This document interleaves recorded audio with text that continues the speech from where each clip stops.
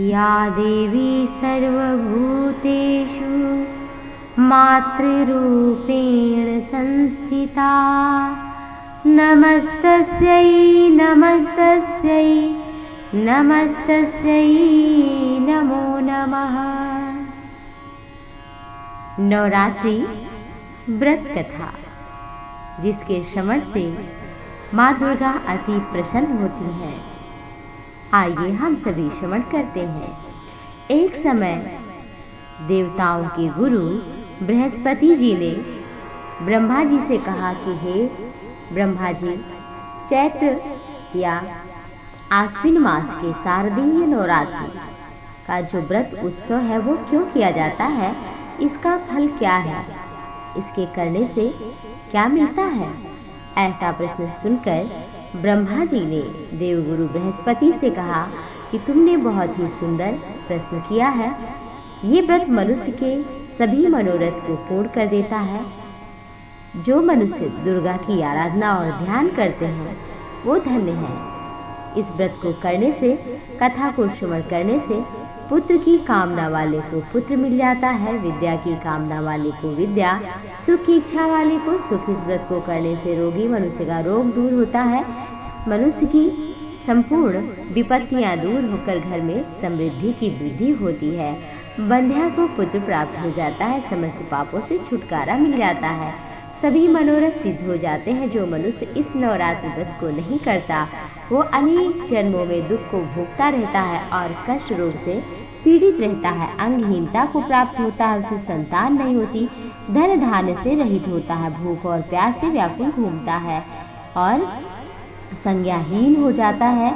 जो सधवा स्त्री इस व्रत को नहीं करती वो पति सुख से वंचित होकर के नाना प्रकार के दुख का भोग करती है। यदि इस व्रत को कोई करता है तो उसको सभी प्रकार के सुख समृद्धि प्राप्त होती है। ब्रह्मा जी ने कहा, हे बृहस्पति, जिसने प्रथम इस महाव्रत को किया है वो वृतांत मैं तुम्हें सुनाता हूँ। बृहस्पति जी बोले, मेरा अहो सौभाग्य। ब्रह्मा जी बोले, प्राचीन काल की बात है, एक मनोहर नगर में पीठक नाम का एक अनाथ ब्राह्मण रहता था। वो लेकिन भगवती दुर्गा का भक्त था, संपूर्ण सद्गुणों से युक्त था। उसको कुछ समय पश्चात सुमति नामक एक सुंदरी कन्या मिली। वो कन्या सुमति अपने पिता के घर में बाल्यकाल से ही भगवान की भक्ति और जब भी उनके पिता दुर्गा जी की आराधना करते तो वहाँ पर जाकर बैठती, हवन इत्यादि पूजन इत्यादि करती थी। लेकिन एक दिन की बात है, सुमति अपने सखियों के साथ खेल में लग गई, भगवती दुर्गा के पूजन में उपस्थित नहीं हुई। उनके पिता को पुत्री की ऐसी असावधानी देखकर बड़ा ही क्रोध आया।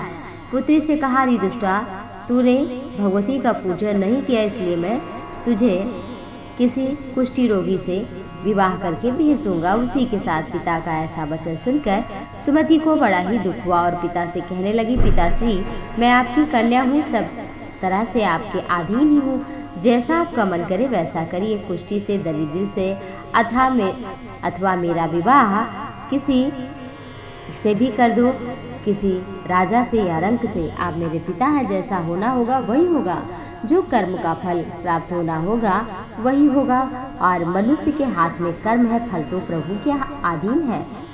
जैसे अग्नि में पड़ने से तृण आदि उसको प्रदीप्त कर देते हैं, इस प्रकार कन्या के निर्भयता से कहे हुए वचन सुनकर पिता बड़ा ही क्रोधित हुआ और कन्या का विवाह कुष्ठी के साथ किया।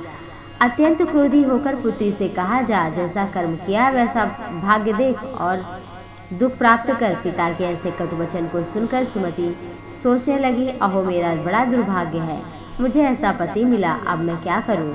और वो जंगल निकल पड़ी। कुशायुक्त जंगल में बड़े कष्ट से रात्रि व्यतीत की।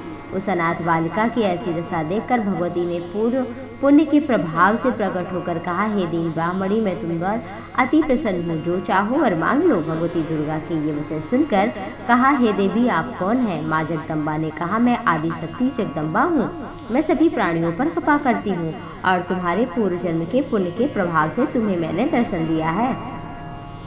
अब तुम अपने पूर्व जन्म का वृतांत सुनो। तुम पूर्व जन्म में निषाद यानी कि भील की स्त्री थी और तुम बड़ी ही पतिव्रता थी। एक दिन तेरे पति निषाद ने चोरी की। चोरी करने के कारण तुम लोगों को सिपाहियों ने पकड़ लिया था और ले जाकर जेल खाने में कैद कर दिया था। उन लोगों ने तुझको और तेरे पति को भोजन भी नहीं दिया था। इस प्रकार नवरात्रि के दिनों में तुमने ना तो कुछ खाया और ना पिया, तो इस तरह से 9 दिन का नवरात्रि व्रत पूर्ण हो गया। हे ब्राह्मणी, उन दिनों जो व्रत हुआ उसी के प्रभाव से मैं प्रसन्न होकर तुम्हें मनोवांछित वर देने आई हूँ। जो इच्छा हो मांग लो।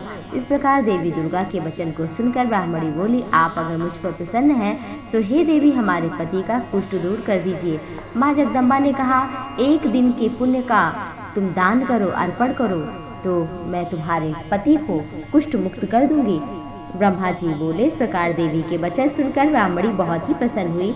पति को निरोग करने की इच्छा से एवमस्तु कहकर माँ जगदम्बा के चरणों में प्रणाम किया और भगवती दुर्गा ने कुष्ठ रहित कर दिया। पति को कांतिवान हो गया। वो ब्राह्मणी पति के ऐसे सुंदर स्वरूप को देखकर दुर्गा माँ की स्तुति करने लगी।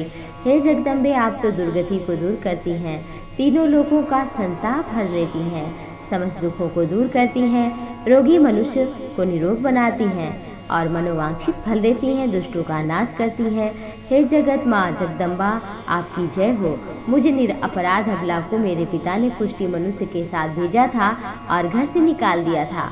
आपने इस विपदा से मेरा उद्धार किया। हे देवी, आपको बारंबार प्रणाम है, मेरी रक्षा करो। ब्रह्मा जी बोले। बृहस्पति उस ब्राह्मणी की ऐसी स्तुति सुनकर देवी प्रसन्न हुई और ब्राह्मणी से कहा, हे ब्राह्मणी, तेरे उदाले नामक अति ही सुंदर धनवान कीर्तिवान जितेंद्रिय पुत्र शीघ्र उत्पन्न होगा। ऐसा वर देकर ब्राह्मणी वर देकर माता दुर्गा वहां से अंतर्धान होने के लिए कह रही थी, लेकिन फिर कहा, कोई और व्रत प्रभाव, जो भी तुम्हारी इच्छा हो, क्या मांगना चाहती हो फिर से एक बार मांग लो। देवी ने कहा, नहीं तो मैं अब यहाँ से विदा हो रही हूँ।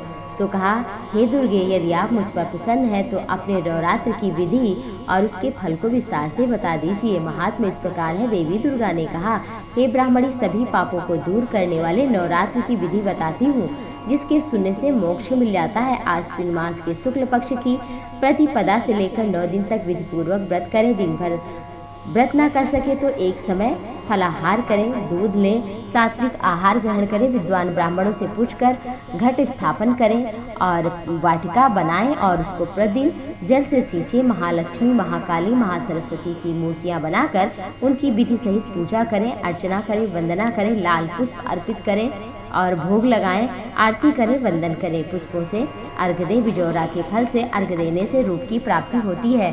जायफल से अर्घ देने से कीर्ति की, दाग से अर्घ देने से कार्य सिद्ध होता है। आंवले से अर्घ देने से सुख की प्राप्ति होती है और केले से अर्घ देता है जो कोई तो उसे आभूषण की प्राप्ति होती है।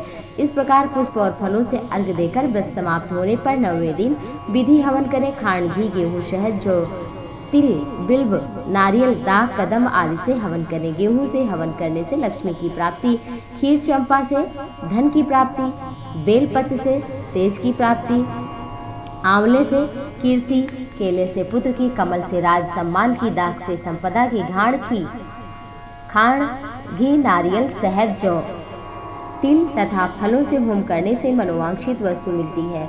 व्रत करने वाला मनुष्य इस विधि विधान से होम कर आचार्य को अत्यंत नम्रता के साथ प्रणाम करे और यज्ञ की सिद्धि के लिए दक्षिणा दे। इस प्रकार बताई हुई विधि के अनुसार जो व्यक्ति व्रत करता है उसके सभी मनोरथ सिद्ध होते हैं, इसमें तनिक संदेह नहीं है। इन 9 दिनों में जो कुछ दान दिया जाता है उसका करोड़ों गुना अधिक फल मिलता है। इस नवरात्र व्रत के करने से अश्वमेध यज्ञ का फल प्राप्त होता है।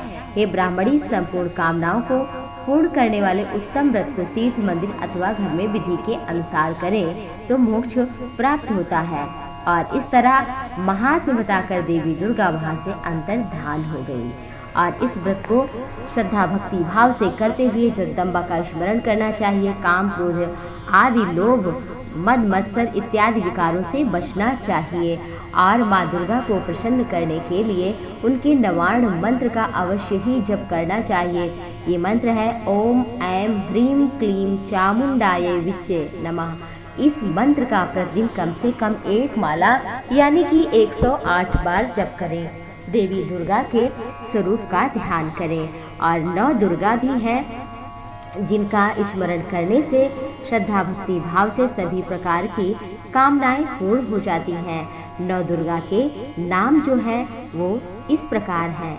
प्रथमं शैलपुत्री च, द्वितीयं ब्रह्मचारिणी, तृतीयं चंद्रघंटेति, कूष्मांडेति, चतुर्थकं पंचमं स्कंदमातेति, षष्ठं कात्यायनीति च, सप्तमं कालरात्रीति, महागौरीति च, अष्टमं नवमं सिद्धिदात्री च। नौ दुर्गा प्रकीर्तिताः उक्तान्येतानि नामानि ब्रह्मणैव महात्मनाः। तो ये नौ देवी दुर्गा के नाम है। आप सभी पर जगदम्बा की कृपा बनी रहे। जय अम्बे, जय जय जगदम्बे, सभी पर कृपा करो। जय अम्बे। हे माँ, आपको बारंबार प्रणाम है।